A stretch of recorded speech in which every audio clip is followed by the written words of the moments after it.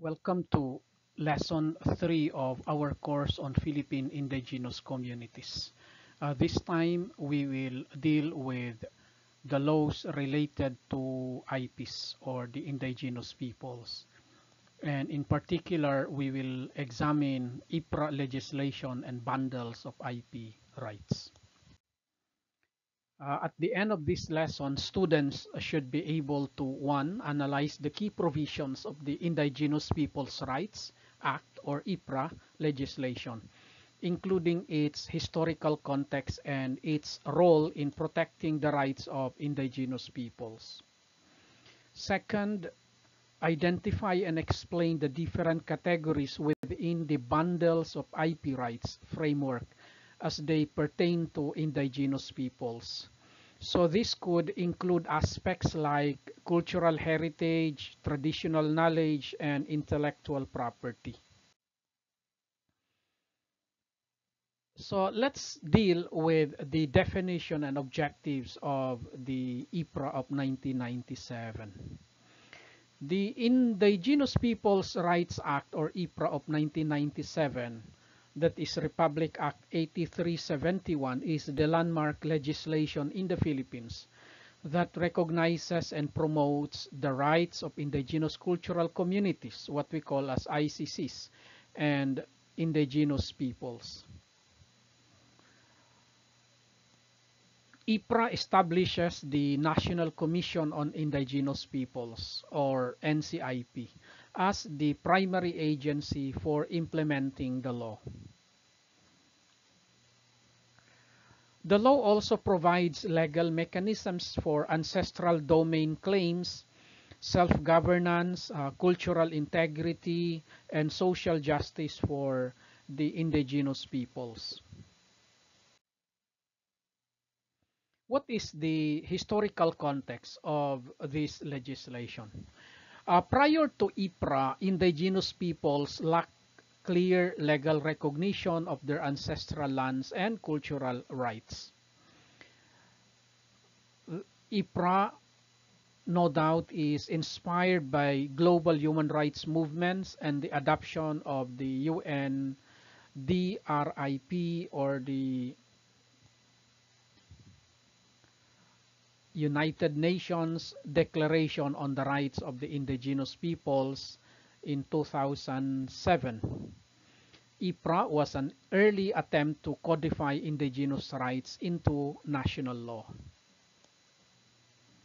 Example, the struggles of the Cordillera Peoples Alliance and the Lumad of Mindanao significantly contributed to the drafting of the law.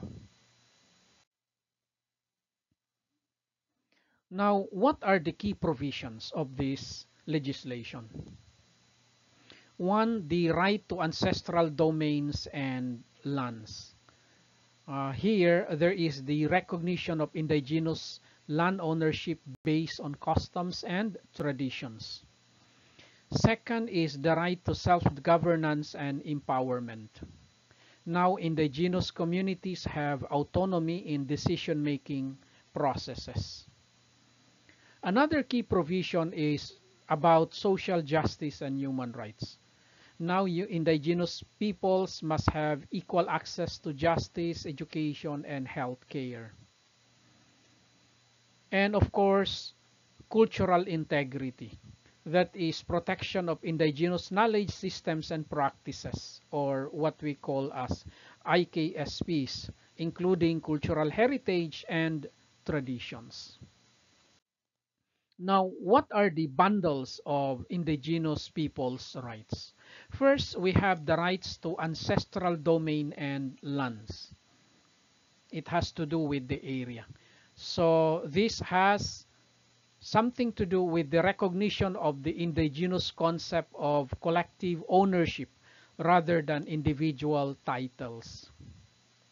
Example is the Tagbanwa of Palawan successfully secured a certificate of ancestral domain title for their land. The second in the bundles of indigenous people's rights is rights to self-governance and empowerment. What does it mean? Indigenous communities have the right to maintain their political structures and justice system. For example, the Bodong system of the Kalinga, a traditional peace pact used for conflict resolution. The third of the bundles of indigenous people's rights has to do with social justice and human rights. It means to say ensuring equal access to education, healthcare, and legal protection. Example, the establishment of indigenous people's schools in Mindanao that integrate traditional knowledge into formal education.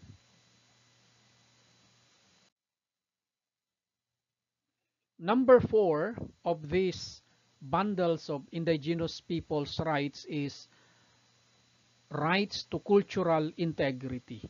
What does it mean? It means protection of indigenous arts, music, rituals, and tradition. One good example of this is the preservation of the Hudhud chants of the Ifugao, which are recognized by UNESCO as a masterpiece of oral and intangible heritage. Now, let's proceed to the challenges and opportunities in implementing IPRA. As for the challenges, number 1 is land grabbing and resource exploitation. The one example,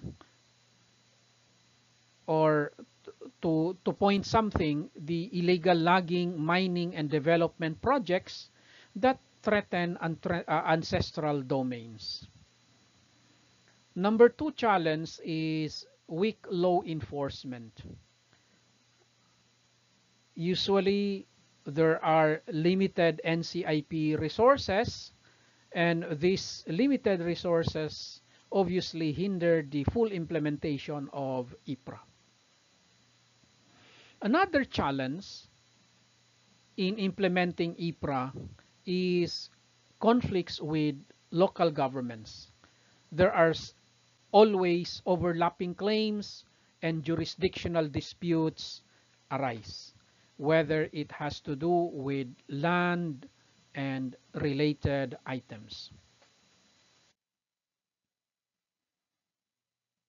Although there are challenges in the implementation of IPRA, we cannot also deny that there are also emerging opportunities. One is the stronger advocacy and legal support that is strengthening indigenous organizations and legal assistance programs. We have also recognition of traditional governance, encouraging government partnerships with indigenous leaders. We can see that in the local government code of 1991. Another opportunity is the incorporation of indigenous knowledge systems and practices into development policies. So with that, there is now the tendency for the promotion of sustainable development through indigenous knowledge.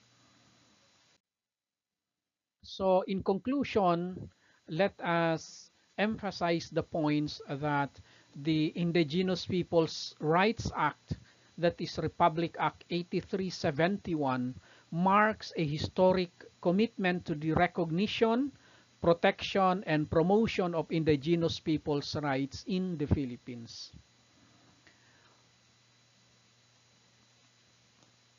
One, IPRA affirms the rights to ancestral lands, self-governance, cultural integrity, and social justice. Second, the bundles of IP rights framework ensures that indigenous peoples can exercise these rights holistically. Number 3, despite implementation challenges, opportunities exist to empower IP communities through stronger laws, partnerships, and cultural preservation. So, in conclusion, let me say that empowering indigenous peoples begins with respecting their identity, land, and way of life. Next meeting, we will proceed to another part of this topic about laws and laws related to IPs, but this time we will deal with worldviews and approaches. That will be our lesson 4. Thank you and see you then.